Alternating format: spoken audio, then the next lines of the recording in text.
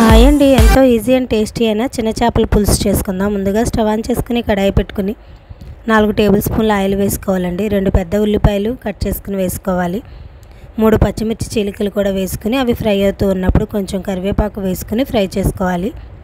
మనకి ఈ ఉల్లిపాయలు అనేది బాగా ఫ్రై అయిపోవాలి. దానిలోకి ఇంచు అల్లం, 5-6 వెల్లుల్లి రెబ్బలు, కొంచెం జీలకర్ర వేసుకుని దంచుకున్న మిశ్రమాన్ని కూడా వేసేసుకోవాలి. వేసుకుని ఈ ఉల్లిపాయలు అల్లం పేస్ట్ బాగా ఫ్రై అయిపోవాలండి.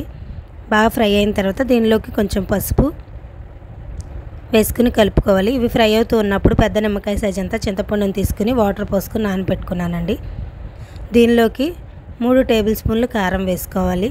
చేపల కూరలో కారం, పులుపు, ఉప్పు సరిపోతేనే చాలా టేస్ట్గా ఉంటుందండి.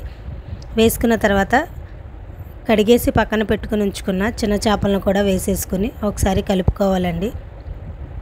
దీనిలోనే ఉప్పు కూడా వేసేసుకోవాలి. వేసుకుని మరీ గట్టిగా కాకుండా కొంచెం పైపైన కలుపుకోవాలండి, ఇవి విరిగిపోతాయి కాబట్టి.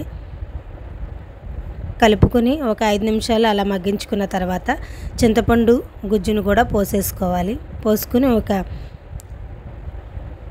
ఒక పొంగు వచ్చిన తర్వాత సాల్ట్ సరిపోయిందో లేదో చెక్ చేసుకుని ఈ టైంలో ఉప్పు వేసేసుకోవచ్చండి. దీనిలోకి కొంచెం కొత్తిమీర వేసుకుని ఒక 5 నిమిషాలు ఉడికించుకుంటే చాలండి. ఎంతో టేస్టీ అయిన చిన్న చేపల పులుసు రెడీ. చాలా టేస్ట్గా ఉంటుందండి. నచ్చితే లైక్ చేయండి, షేర్ చేయండి, సబ్స్క్రైబ్ చేయండి. Thank you for watching.